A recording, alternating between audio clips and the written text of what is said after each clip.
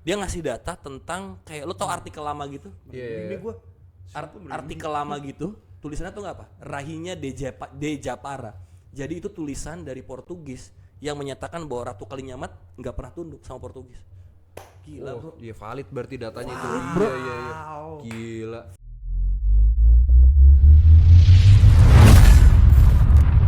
Halo semuanya, kembali lagi di Waktu Bagian Bola. Hari ini kita kedatangan tamu spesial Niki karena dia pasti lu semua pernah mendengarkan ya suaranya di layar kaca ataupun mungkin di YouTube kali ya, pasti pernah dengar suaranya nih. Iya. Karena hari ini kita kedatangan komentator nomor 1 di Indonesia, Malik Wildan. Selamat datang, terima kasih sekali nih, Bang Malik. Enggak nomor 1 juga lah, banyak yang lain ntar gimana. Gak enak. Oh, dikata aja apa? Ulang aja kali. Tapi gue penasaran deh, gimana sih lu perjalanan lu sampai bisa jadi seorang komentator gitu? Boleh ceritain nggak? Seneng nih gue diundang nih ke Waktu Bagian Bola nih, ada Eski The Professor ya kan. Bang Irfan, gue juga ngeliat konten-konten lu tuh waktu itu berapa kali di sini kan. Terus apa ya? Gue seneng sih, maksudnya kayak sekarang makin banyak kreator bola kayak gini yang udah semakin menyebar gitu. Jadi thank you ya udah ngundang kita nih kesini nih. Thank you juga udah datang ya nggak? Sip, bener. Tadi apa pertanyaannya? jadi lupa nih. Gimana perjalanannya? Sampai jadi seorang komentator. Gua dulu sempat siaran radio. Oke. Gua dulu sempat siaran radio. Radio apa? Gue dulu sempet ada di kompetisi pencarian penyiar gitulah, penyiar gitu, terus sempet akhirnya jadi siaran radio, tapi karena passionnya bola gitu, jadi waktu itu ada kesempatan di TV, akhirnya gue nyoba dan bisa, ternyata alhamdulillah dapet. Singkat cerita gitulah, panjang kalau diceritain. Dari tahun berapa emang akhirnya debut nih di komentator? 2021. Berarti total kalau sekarang 2026 udah mau 5 tahun ya. Wow. Langsung Liga 1 tuh? Liga 2 dulu. Oh, Liga 2 dulu. Liga 2 di YouTube kan kalau nggak salah? Enggak di Liga 3 YouTube. Itu Liga 3. Oh iya. Liga 2 gua di video platform. Oh iya, Liga Di platform. Udah pegadaian ya itu ya? Belum pegadaian. Belum ya? dong. Masih belum ada sponsornya. Belum ada sponsornya waktu itu. Waktu itu ditandemin sama siapa pas debut? Sama Labib Sadat. Oh ya, tahu gua. Gue inget. Pasti tahu dong Labib Sadat. Kalau suaranya gue mungkin tahu. Kartel podcast terbesar di Indonesia itu. Teman saya. Kalau di Meksiko ada kartel itu ya, di Indonesia kartel bola tuh dia tuh. Semua manusia di perkontenan bola pasti kenal Labib Sadat. Iya, soalnya dia juga lagi rame karena mengkritik Bastoni. Oh iya ya, Di Twitter. Gue nggak main Twitter soalnya. Kenapa sahabat gue itu? Dia bilang apa? Bib. Ini komen soal Bastoni, kenapa nih pemain Inter bla bla bla segala macam. Oh, tendensius. Iya. Orang tahu karena dia Juventus. Juve kan? Bener. Iya. Dihantem tuh. Dihantem. Menurut dia apa sih pemain Inter yang jadi jagoan di Itali bikin timnya kalah. Netizen marah. Ini mah opini apa? Biasa lah. Itu sahabat gue paling unik dan gue memulai sama dia. Oh iya, Malabib. Itu gimana pas pertama kali lo, apakah deg-degan atau sempat ada dead air-nya gitu? Kaku mungkin ya. Kalau dead air gue nggak tahu sih, maksudnya dead air yang gimana buat penonton tuh gue nggak tahu ya, maksudnya entah guanya bingung atau guanya diam gitu, gue nggak paham. Tapi yang jelas gue sih merasa dulu kayak anjing bingung gitu. Bahkan dulu gue manggil Labib Bung gitu. Padahal teman sendiri ya. Teman gue disclaimer, gue sama Labib tuh satu fakultas. Oh. Cuma dia senior jauh aja. Gitu, beda jurusan. Dia Arab, gue Belanda. Oh, oke. Gitu. Arab. Lu Arab juga ya? Oh, gue Arab. Sukunya dia. Sukunya. Tapi Bung itu wajib gak sih? Oh, lu sastra Belanda berarti ya? Gue sastra Belanda, gue sastra. Labib sastra Arab. Bung itu wajib gak sih? Kayaknya kalau dari dulu komentator tuh pasti selalu Bung. Gua apa sih? Ini kebiasaan aja lah ya. Bisa jadi sih. Sebenarnya nggak wajib banget gitu. Cuma ada di beberapa momen gitu, mungkin ya zaman dulu kan kayak panggilan subjeknya apa nih gitu maunya.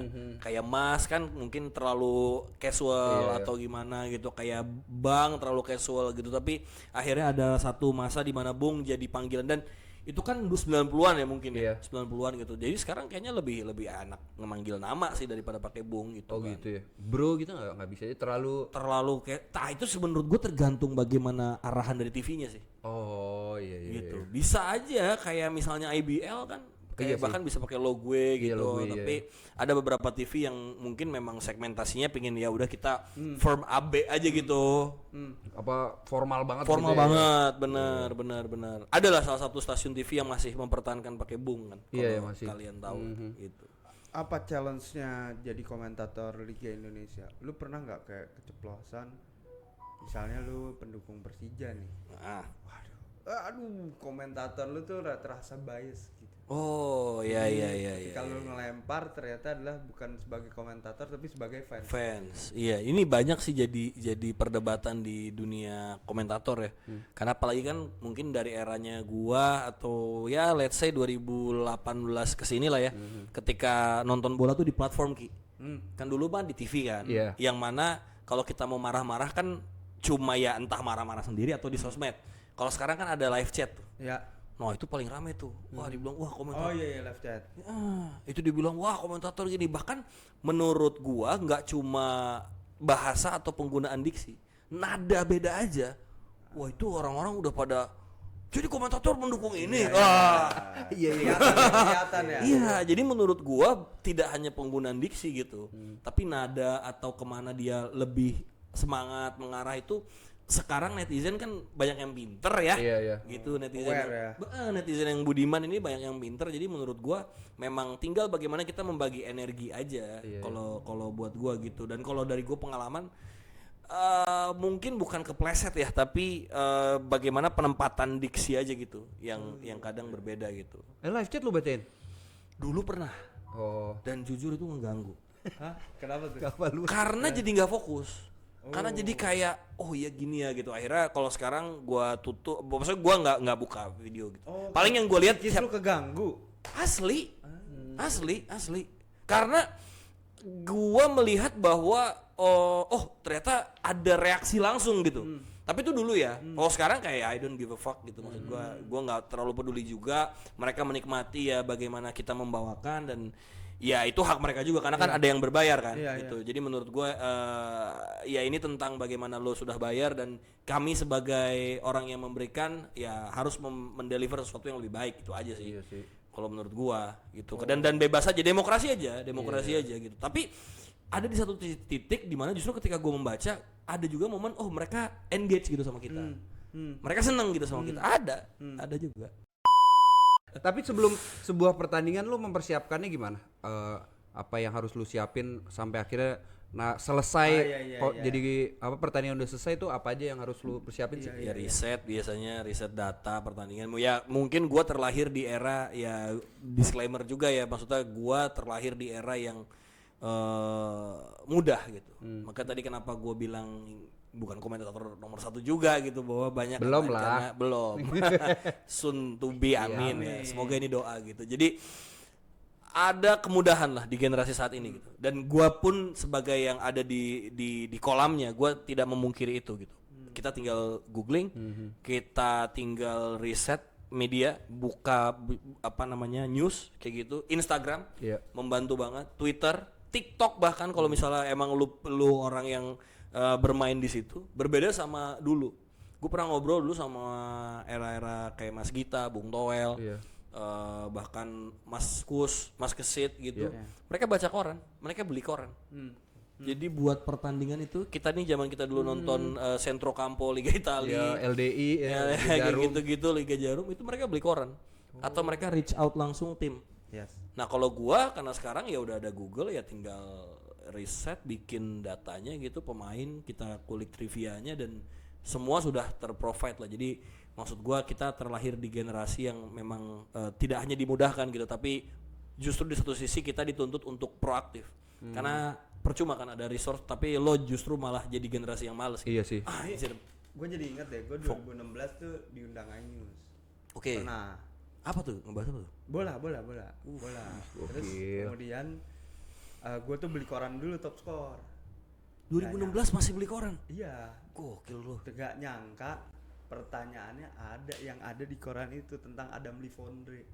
Adam Livondre. Jadi si top score itu nulis tentang Adam Livondre, fun fact-nya dia pernah apa-apa. Itu gue sebutin. Reading ya? Iya, reading. Wah, gila, untung gue beli koran. Itu. Makanya itu keren banget. Maksudnya menurut gua ada sebuah generasi di mana mereka baca koran, mereka nge-clip gitu. Dan bagi gua itu adalah dua dinamika sih. Dua dinamika yang unik gitu di generasi gua ya. Ya you name it lah, sekarang banyak sportcaster muda juga kan yang ada di TV, ada gua, Reza, Ibam Rizal juga teman gua sama Eski. Kayak gitu. Jadi kita ada di generasi yang dimudahkan, tapi mungkin nanti 10-20 tahun ke depan kita nggak tahu. Bahwa ada lagi nanti yang terakhir dengan platform yang lebih beda. Siapa tahu nanti bisa siaran langsung di streamingnya masing-masing gitu. Kayak gitu. Lu ada ini gak sih? Gua mungkin ngikutin Liga 1 ya on and off lah. Dan mungkin juga nonton musim ini tuh mungkin aja lu jadi komentator ya, tapi gua nggak tahu. Dulu mencoba untuk jadi ini gak sih? Ada ciri khas gitu kan, dulu ada jebret lah, ada ahai. Sekarang kalau yang gua inget tuh, ini suara Bung Rendra nih, soalnya dari dulu kan Bung Rendra itu. Lu ada mencoba untuk itu nggak? Diksi-diksi apa gitu? Gak lagi. Gua bagi mereka senior gua yang melakukan itu ya gua respect banget karena mereka menemukan satu catchphrase lah. Apa sih bahasa Indonesianya? Frasa khas ya. Jargon, sorry. Jargon yang akhirnya membuat mereka lekat gitu. Bahkan Jerry Arvino pun juga dulu punya Shuto kan. Dulu Jerry juga punya Shuto gitu, tapi seiring berjalannya waktu, kalau dari gua lebih senang mengemphasize momen yang terjadi gitu dengan kata-kata aja, bahwa gua pingin ada di momen itu. Gua ngutip, ini gua nggak asal ngomong karena gua mengkutip podcastnya Peter Drury waktu itu. Kalian tahu Peter Drury kan? Yang luar biasa. Dia pecah momennya itu sebenarnya udah lama, tapi ini kejadiannya pas si Roma comeback lawan Barcelona. Manolas. Nah, yang Greek God in Rome. Nah, dia diwawancara gitu, nanti mungkin bisa diklip sendiri podcastnya itu ada. Terus dia bilang a commentator has to be pokoknya dia bilang komentator itu bukan pemain, tapi dia harus ada di momen itu. Jadi artinya dia tidak ada di momen itu, tapi bagaimana caranya dia terlibat dalam momen itu. Wah, itu gua kena banget. Jadi ketika Peter Drury aja bisa melakukan itu, ya gue mungkin coba mencontoh, coba melakukan, dan akhirnya gue, kalau kalian dengar siaran gue lebih condong meromantisasi lah momen-momen itu gitu, dan akhirnya ternyata ada juga market yang senang dengan kalimat-kalimat kalimat-kalimat puitis gitu di sepak bola.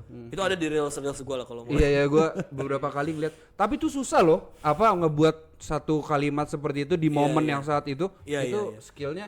Itu lu gimana? Banyak baca buku kah? Baca buku. Karena gue kayak tadi kan gue bilang gue anak sastra gitu. Dan salah satu yang melekat banget, meledak banget ada di postingan gue. Gue membuat satu narasi ketika Persijap menang lawan Bayangkara.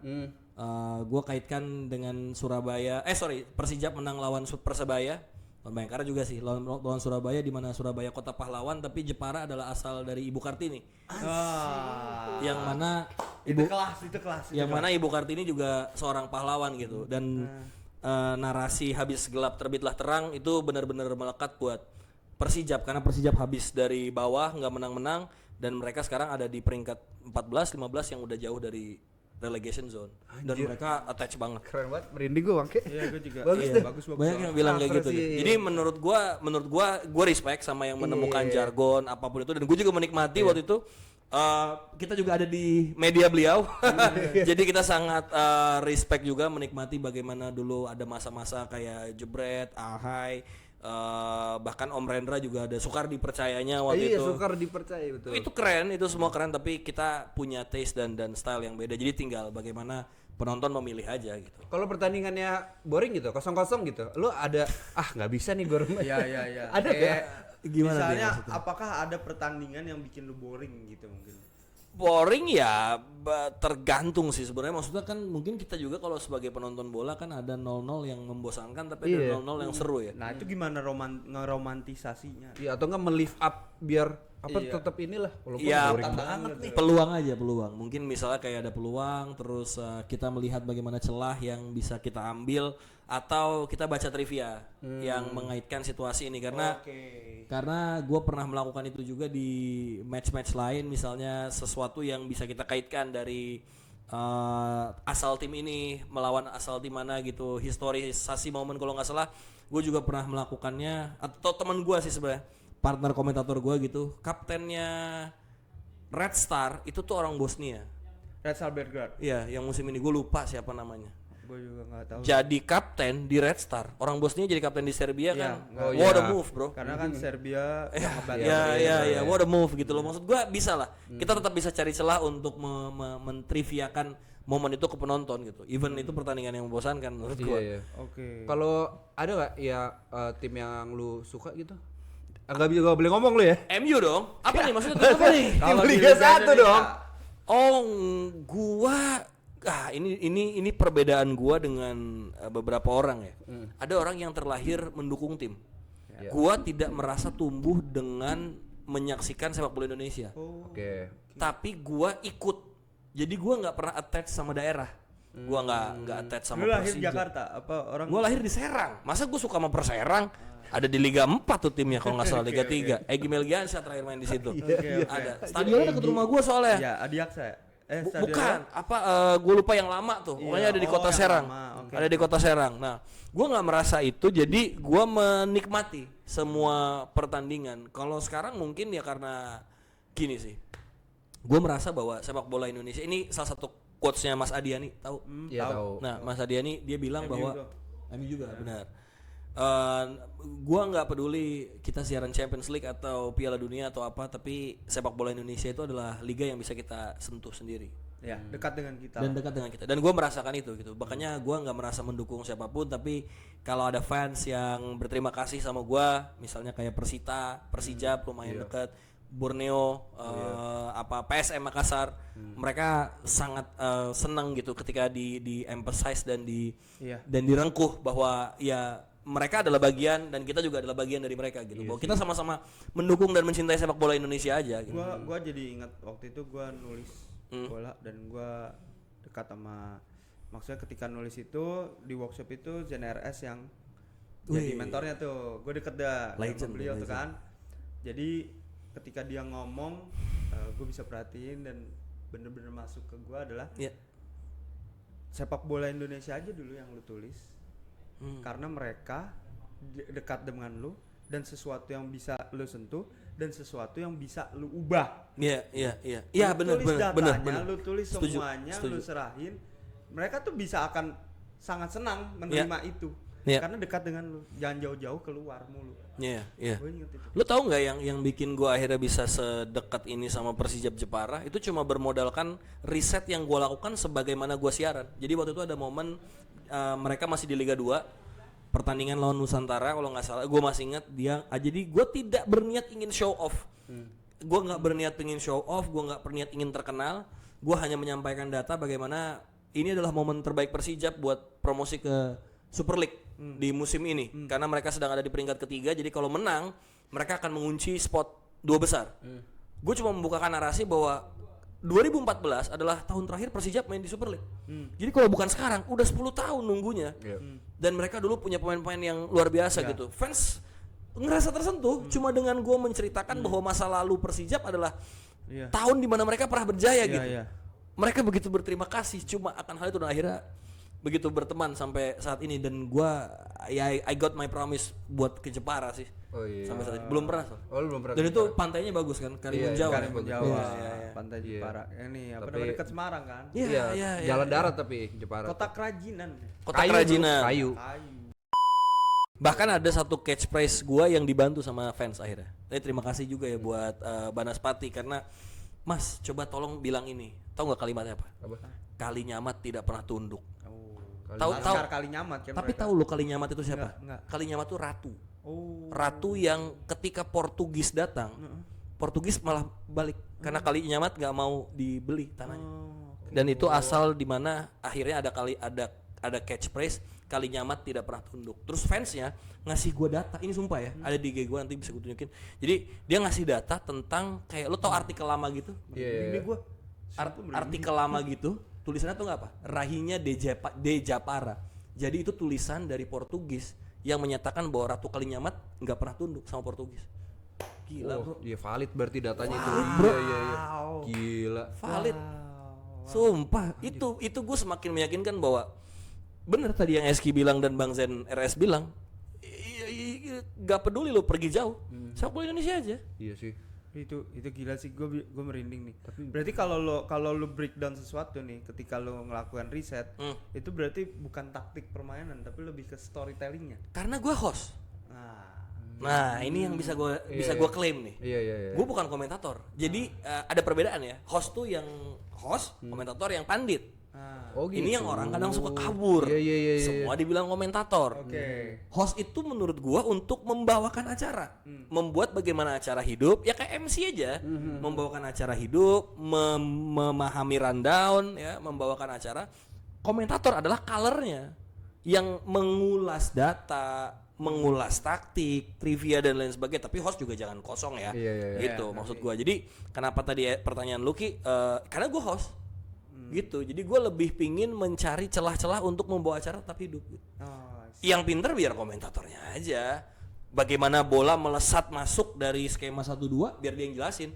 I can do, but he can do better. Nah itu. Soalnya kan ada, kalau kita nonton timnas tuh ada ya komentator yang ini ya apa, komentator yang sampai SD-nya di mana, rumahnya di mana tuh tahu tuh. Bung siapalah saya, gue nggak tahu. Iya Om Gus itu. Lu tahu nggak kenapa? Nah ini. Iya. Lu tahu nggak kenapa dia bisa tahu kayak gitu? Kenapa? Gue jadi ada ini true story ya. Iya. Gue di wardrobe sama dia. Ini gue mau kami sudah siaran gantian. Jadi kan ada yang siang, ada yang kick off malam kan. Iya. Nah gitu. Nah ngobrol-ngobrol. Om Kus bilang sendiri, tahu nggak? Saya tuh siaran dari tahun 92 pas 94. Jadi kenapa saya bisa tahu SD-nya siapa dan bapaknya siapa? Dia siaran dari almarhum bapaknya Rahmat Irianto kan. Iya tahu. Bejo Sugianto. Bejo, iya. Sampai anaknya jadi pemain timnas, dia masih siaran. Iya bener. Dia siaran dari Pak Bahar Muharram, bapaknya Asnawi, sampai anaknya Nekel Garnacho masih siaran. Ya gimana? Kayak gitu. Iya. Berarti dari ini apa dulu ada pemain mana yang namanya Yonga, berarti anaknya udah menjadi pemain IBL tuh sekarang. Hendrik Savionga tuh. Nggak usah jauh-jauh. Francis Yonga. Francis Yonga iya. Persijap Kevin Gomez. Ya Om Kus tahu siapa Gomez de Oliveira. Ronaldo Kuateh Om Kus tahu siapa bapaknya Roberto Kuateh, kayak gitu-gitu. Alta Bala Om Kus tahu Anthony Juma Bala. Ya dan itu mungkin nanti akan terjadi kalau karir gua panjang, melihat misalnya Ahmad Jufrianto punya anak atau Firman Utina. Alhamdulillah gua udah temenan sama si Rehan. Rehan Utina ya kayak gitu-gitu. Jadi it's all about time aja bang.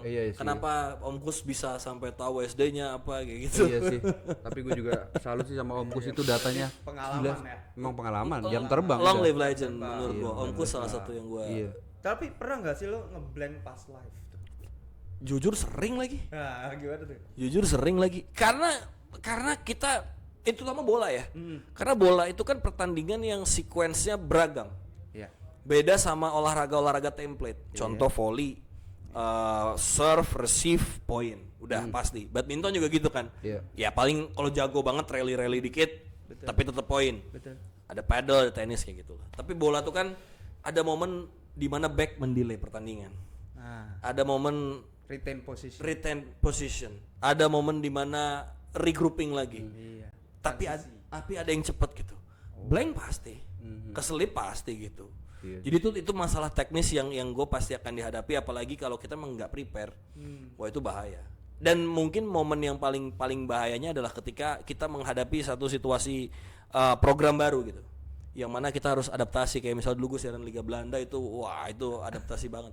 Gimana tuh? Adaptasi cerita banget. Aja, contohnya.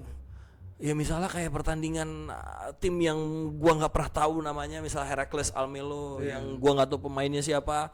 Ya but gua harus dive in, memahami di situ kan. Ya itu adalah salah satu bagian juga tuh Liga 2 misalnya kayak gitu. Iya sih Liga 2. Tapi sosmed help us menurut gua, apalagi di sepak bola Indonesia. Lagi-lagi kata-katanya Mazen RS itu cukup nolong. Ketika gua buntu, gua DM timnya atau DM fans atau pemain. Ada info apa yang bisa kita kasih? Dikasih. Dan mereka baik hati memberi. Baik hati gitu. Tapi kita permisi ya gitu. Maksudnya kita bawa ini buat kepentingan broadcast, bukan buat apa-apa gitu. Udah dikasih. Ya gitu tuh jauh lebih helpful menurut gua. Jadi kesempatan kita ngeblank mungkin akan sedikit hilang. Paling ngeblanknya ya karena capek gitu. Atau ngantuk lah ya. Atau ngantuk kayak gitu. Berarti sejauh ini bola doang ya, nge-host bola doang atau volley gua. Oh, lo volley juga Volley ya? juga. Volley Indonesia. Gimana tuh tantangan Volley Indonesia. ya? Tantangannya apa nih maksudnya? Lo ini juga maksud gua mengerti volley juga atau dipaksa mengerti? Kan lu kalau bola lu suka nih. Iya. Apakah emang lu suka atau gimana nih? Volley gue pernah main. Gue pernah nonton. Gue basically suka olahraga sih, Ki. Berarti Gue emang anak olahraga. Jadi gue bukan, gue juga kayak misalnya gue seneng sailing. Lo tau olahraga sailing gak? Ada Imade Oka Sulaksana dulu. Itu sailor atlet layar Indonesia. Iya, gini-gini kan mainnya Sailing layar. Itu ada Imade Oka Sulaksana. Jadi basically gue memang suka olahraga ya, by sportsnya gitu. Jadi nggak yang bola banget. Ya bola banget iya, tapi gua sangat menyenangi olahraga kayak misalnya ketika multi event, gua menikmati menonton handball kayak gitu. Misalnya bahkan gua waktu siaran Olimpiade itu jadi salah satu momentum juga dalam hidup gua ketika mengantarkan Indonesia meraih emas, Frederick Leonardo. Iya.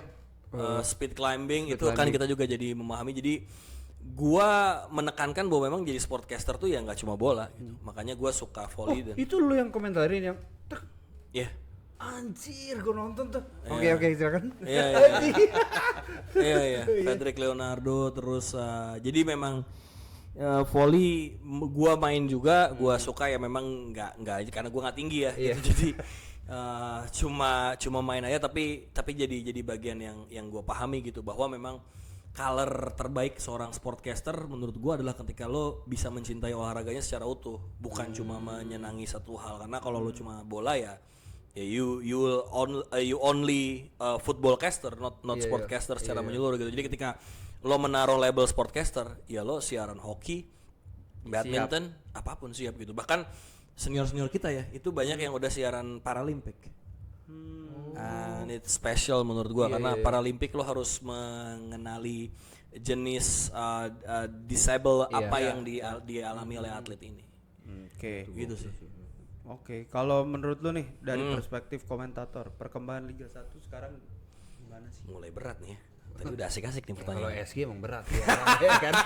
Sendiri. Tadi udah asik nih kita ngomongin karir Liga Indonesia. Udah beda segmen.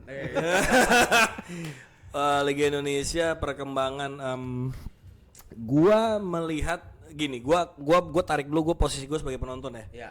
Gua menikmati Liga Indonesia dari era keberhasilannya Rahmat Darmawan memainkan Sriwijaya FC dengan sangat bagus dari transisi Persijatim ya. Dia kan dulunya Persijatim. Gua menikmati dari itu dan gua melihat format liga yang berubah-ubah dari mulai 2 wilayah pakai final lalu transisi ke Jarum Indonesia Super League pakai 2 wilayah lagi terus akhirnya masuk ke Liga 1 yang gua bisa lihat secara branding marketing memang Liga Indonesia berubah secara total sih. Oke. Berarti Dan di situnya ya, ada lagi? itu mengarah ke sisi yang lebih jauh baik dan sangat berkembang menurut gua dibandingkan era-era sebelumnya. Kalau dari segi permainan juga ini it could be kontroversial tapi penambahan 8 pemain asing memang mengangkat liga kita sangat luar biasa. Dari bagaimana permainan dulu yang mungkin agak sedikit stuck di beberapa momen tapi dengan 8 pemain asing sekarang klub bisa mendevelop berbagai posisi yang dulu diisi sama talenta lokal. Misalnya kayak sekarang kita bisa melihat Patricio Matricardi misalnya di Persib. Itu kan memperkuat lini pertahanan terus di back kiri PSM misalnya punya Victor Luis. Persija bahkan sekarang punya pemain-pemain yang begitu kokoh ya di depan kanan. Jadi sekarang opsinya begitu banyak. Tapi memang at that moment itu jadi challenge fun buat pemain lokal kita bagi sepak bola Indonesia secara grassroots, karena ada isu juga bahwa nanti di beberapa musim mendatang akan jadi 11 pemain asing kayak gitu. Jadi ini benar-benar satu situasi yang patut kita soroti juga gitu sebagai insan sepak bola, karena satu sisi liga berkembang sangat pesat, bahkan kita sudah take over Liga Kamboja lagi, yang mungkin menjadi target adalah bagaimana kita bisa menyamai catatan prestasi Liga Supernya Malaysia dan Liga Super Thailand ya, yang selalu masih di bawah jauh mereka ya.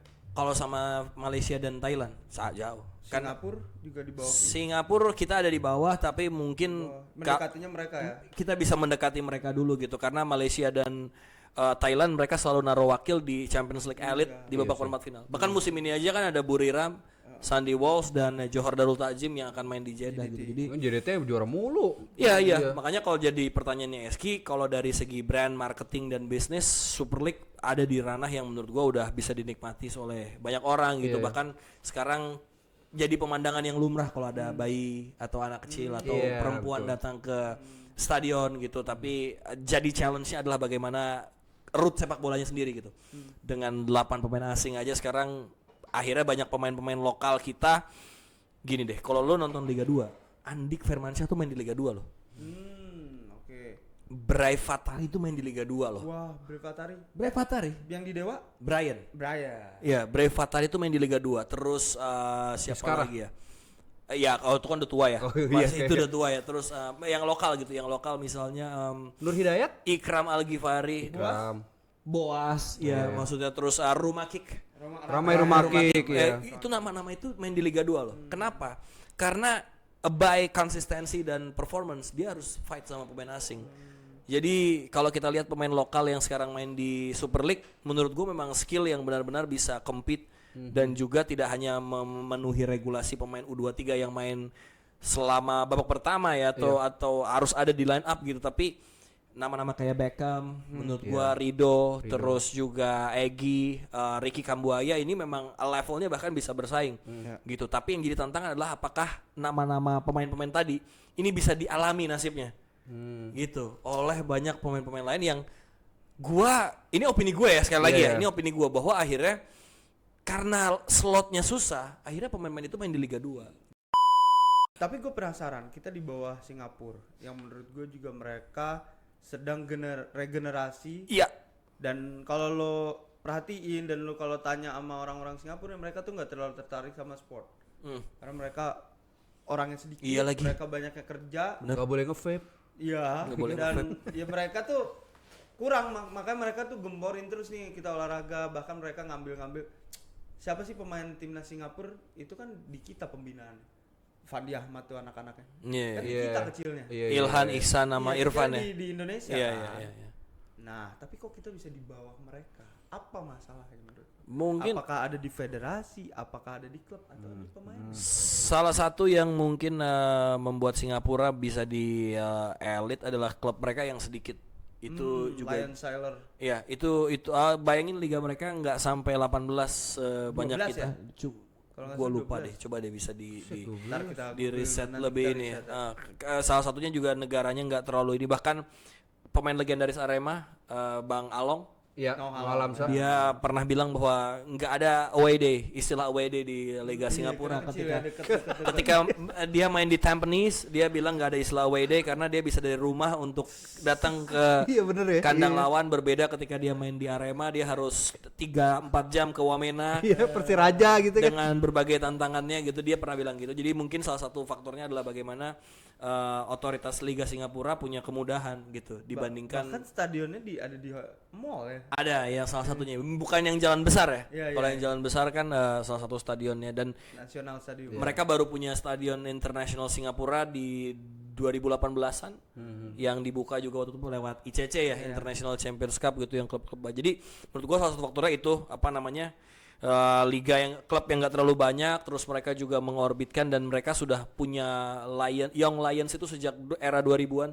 Salah satu pemainnya kan dulu generasinya Shahril Ishak, Lionel Lewis, kalau pernah tahu Hasan Suni, Timmy Dixon. Ya, tapi itu kan mereka naturalisasi gitu. Jadi menurut gua mereka sangat lebih mudah dan menggait pemain asing untuk bermain di Singapura menurut gue bukan langkah yang sulit.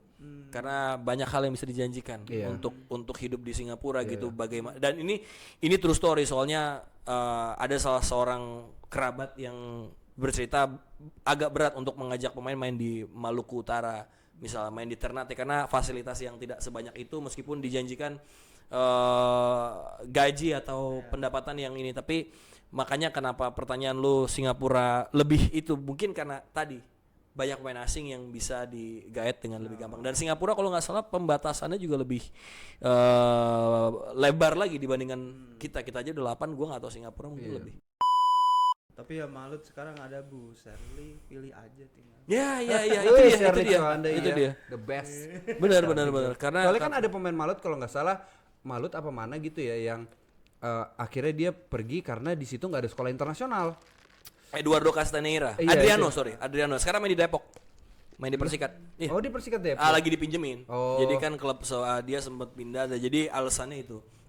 Jadi kayak Mehdi Benatia deh. Jadi Mehdi Benatia pernah mau main di Persikat juga dia. Kagak. Gua rumah gue di Depok soalnya. Gua samperin nanti. Jadi Benatia itu pernah pindah dari Juve atau dari mana gue lupa, Bayern ke Liga Arab. Iya. Terus kemudian dia bilang ini demi anak gue biar deket sama agama. Ya itu. Asik. Iya. Karena itu ngaruh banget Ki. Jadi menurut gue salah satu faktor kenapa Super League Singapura tadi klubnya dikit, terus buat menggait pemain asing itu kan mengeskalasi liganya secara cepat ya. Iya. Lion City Sailors pernah ada di final Asia by the way. Jadi menurut gue itu jadi mudah, dan tantangan dari sepak bola Indonesia adalah bagaimana luas wilayah yang sangat besar gitu. Itu dari gua sampai sekarang juga masih punya stance bahwa better menjadi 2 wilayah sih, karena kita nggak pernah merasakan bagaimana perjuangan Malut untuk traveling ke Semen Padang. Itu dia. Mereka harus dari Ternate ke Makassar dulu, dari Makassar harus ke Jogja, dari Jogja harus ke Jakarta, dari Jakarta mereka harus ke Padang. Itu menyiksa. Ada yang menarik deh, kemarin kan di Dewa lawan Malut ya. Iya betul. Gue sempet nge-tweet. Itu gue yang siaran. Oh iya. Gue yang siaran. Ada kejadian unik loh. Apa tuh? Sebelum laga, Dewa United itu bertemu sama anak-anak daerah orang-orang Malut. Terus mereka main. Oh iya. Blue versus Blue. Coach Firman ya? Yes. Coach Firman.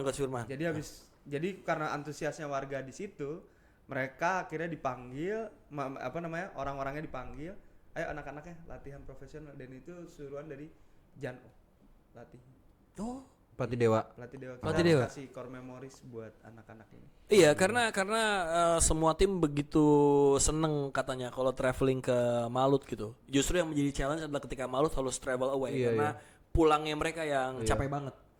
Gitu. Semua tim senang ketika traveling ke Malut karena kan indah ya. Bagus loh Ternate stadionnya. itu pulau kecil tapi ada Gunung Gamalama, ada pantai, dan itu membuat banyak tim punya core memory juga ketika main di Malut United. Makanya banyak tim yang justru malah bersemangat. Dewa kan menang, Persija musim lalu juga menang, kayak gitu. Jadi banyak tim yang justru terpacu gitu ketika main di Kiaraha. Itu Kita menarik. yang nontonnya pun juga keren gitu, amazed. Anjir ada gunungnya sebelah ini. Gunung dan laut. Iya, Itu gunung dan benar-benar laut. satu Di mata uang pemandangan. kita ya 1000 ya, mata uang 1000 ya. Iya, itu gunung itu. Makanya menurut gua memang jadi satu fenomena yang luar biasa, dan mungkin juga ada keinginan lah pasti dari Malut United sendiri untuk mungkin membawa pulang anak-anak asli Indonesia yang masih di luar negeri ya, yang memang asli Maluku. Mungkin kayak Joy, Ragnar, kita nggak pernah tahu. Mereka kan Jual Palpesi. ya Pelupesi, Orot Mangun, Patinama aja mungkin nggak tahu kalau misalnya nanti akan pindah ke Malut United. Tapi kan Patinama, nah panjang lagi nih bahas. Taruh diri lo. Jangan ya. Tapi di Persib ada pemain dari Jawa tapi udah lama di Perancis. Siapa? Kur Jawa tuh. Oh iya, Kur Jawa. Bukan. Oke. Seru deh kalau komentator gini nih. Seru ya. Liga Indonesia tuh nggak pernah pendek buat diomongin. Iya, ada aja Selalu terus. ada Contoh celah. nih, Liga 1 lebih entertain atau kompetitif? Kalau gue bisa bilang nih, entertain contohnya nih ya, Amerika. Liga franchise kan mereka. Banyak kejadian yang dibikin menarik. Terus kalau Kiss Cam. Iya. Kalau Liga 1. Ini gue suruh milih, Ya. entertain atau Menurut kompetitif. Menurut lu Liga 1 lu lihat nih, entertain atau lebih kompetitif? Gua ambil dari sudut pandang musim ini aja ya. Iya. Kompetitif. narasi bagaimana Persib ingin hat-trick menurut gua belum bisa 100% terjadi kan. 4 poin doang sama Borneo. Iya. Persija udah turun ya. Persija 9 poin menurut gua, tinggal bagaimana mereka Persija konsisten. berapa pertandingan lagi? 7 7 pertandingan. Iya. Iya makanya masih bisa, tapi kalau Persija mau juara ya berharap duanya kepleset kan, yang di atas kan gitu. Borneo nih berarti dari musim lalu udah nempel ya, tapi gagal mulu nih. Borneo dari ketika liga pakai format Final Four. Iya, udah nempel. Apa problem dari Borneo? Mereka cuma juara di regular season. Kalau musim ini menurut gua perbandingan kualitas pemain utama dan cadangannya sih. Mereka jadi salah satu tim yang punya loophole, celah gitu. Karena mereka bahkan melakukan pergantian striker kan, dari Steve Vinicius ke Obi.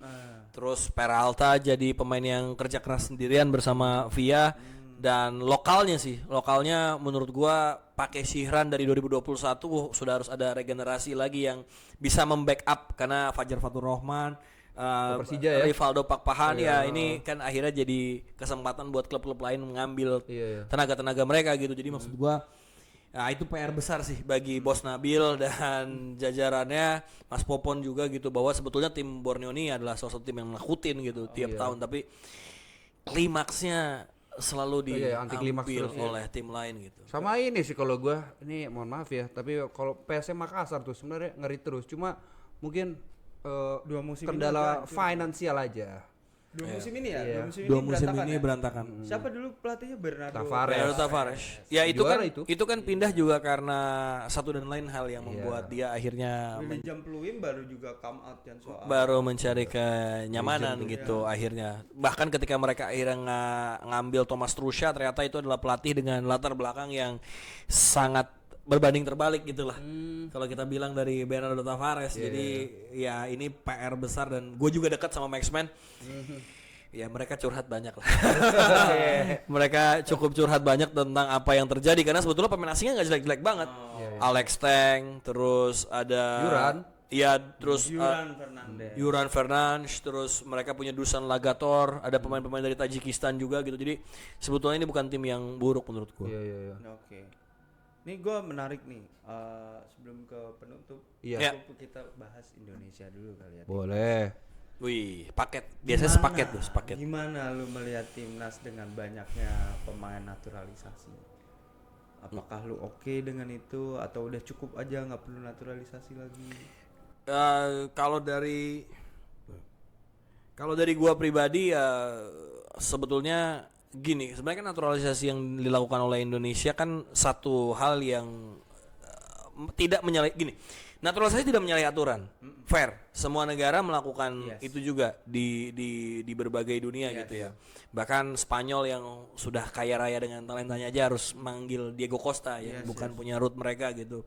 Italia yang buntu di lini depan akhirnya harus manggil Retegui dari Argentina kayak gitu ya, atau bahkan Portugal, Leidsen juga Jerman pakai Kasau waktu itu.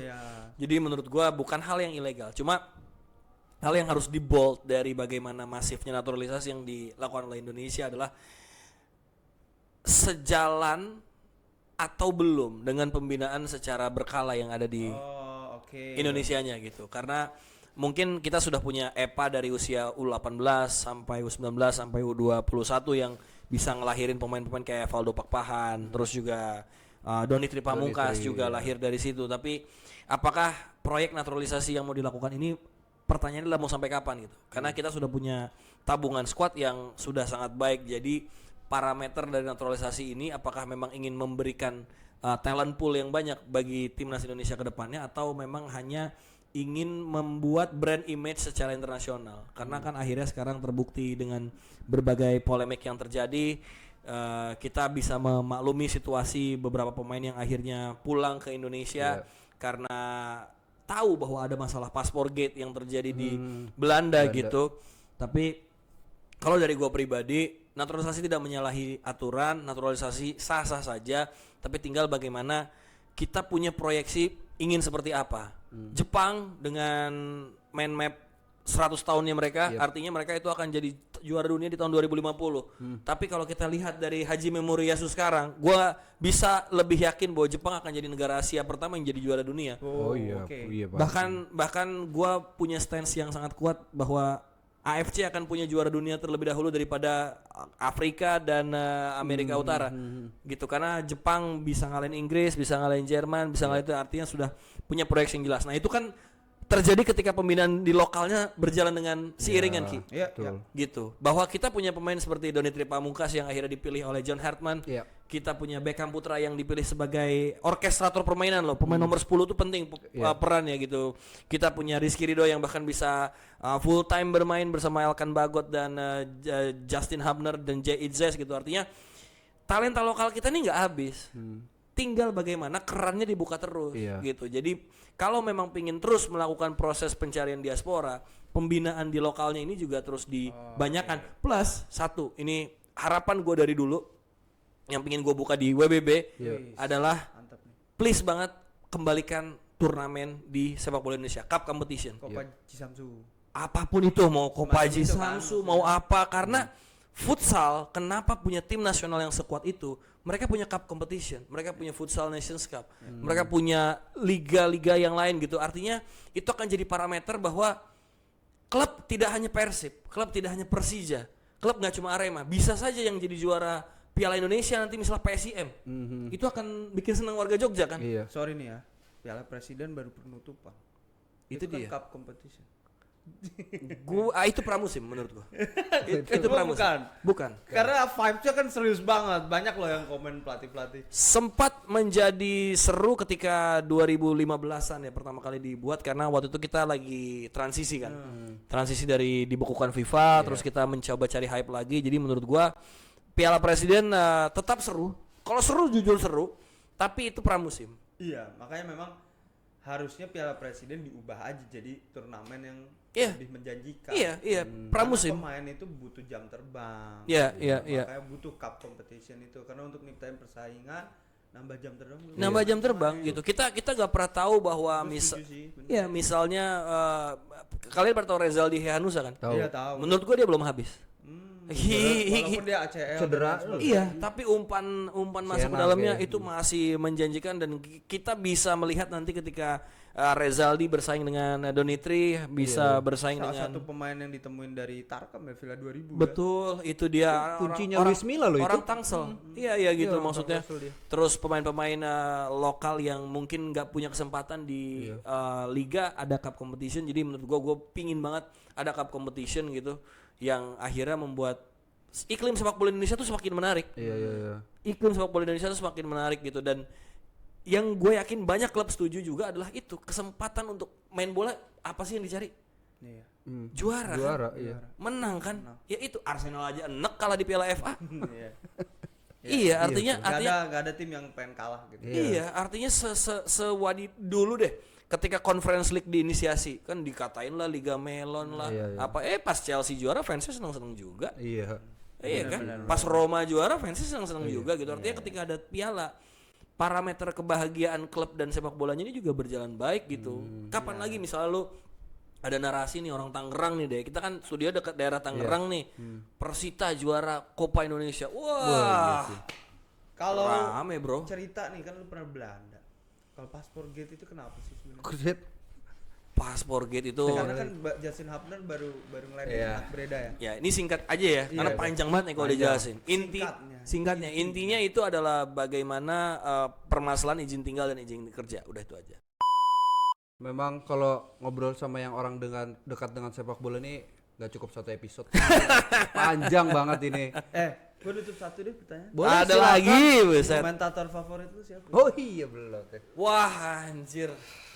Siapa yang jadi role model? Sejauh ini sih gua kalau di luar negeri ya, gua suka banget sama Peter Derry. Bukan. Yang ada di FIFA. Aduh, gua lupa lagi namanya. Kalau nggak salah. Oh, yang Jim Legin. Siapa? Jim Beglin apa ya? Atau Alan Smith. Alan Smith ada komentator, ada. Tapi gue lupa. Pokoknya yang suaranya berat gitu. Yang suaranya berat itu dia ngebawainnya tenang banget. Gue lupa. Bukan John Champion apa? John Champion sih itu. John Champion sama Jim Beglin biasanya. Itu di PS tapi. Iya. Itu di PS tapi. Kalau nggak salah yang suaranya berat banget. Yang gue lupa. di Piala Dunia juga ada. Korigor. Boleh. Kalau di Indonesia karena gue tumbuh menyaksikan Om Rendra, dia salah satu role model dan gue senang banget dari orang yang nonton pernah kerja bareng main bola dan sekarang satu kantor itu kayak mind blowing aja sih. Tapi Mas Adi dan yang lain juga respect tapi tanpa mengecilkan yang lain. Ya, Om Rendra itu salah satu yang gue tonton dan tiap kali gue ngomong kayak gitu dia mungkin merasa bahwa ya sudah karirnya begitu panjang gitu. Iya udah dari 2007 mungkin. Tapi Mas Tio juga gue suka. Tio Nugroho. Dua orang itu lah. Dua orang itu sih. Romanisti. Oke, jadi itu hari ini terima kasih panjang Alex ya Wildan. Iya panjang sekali. Pertanyaan Eski berat-berat soalnya. Iya. Pertanyaan Eski gila sih. Tunggu episode selanjutnya antara kami dan juga Malik Wildan ya. Sekali lagi terima kasih, sampai jumpa lagi di Waktu Bagian Bola. Dadah.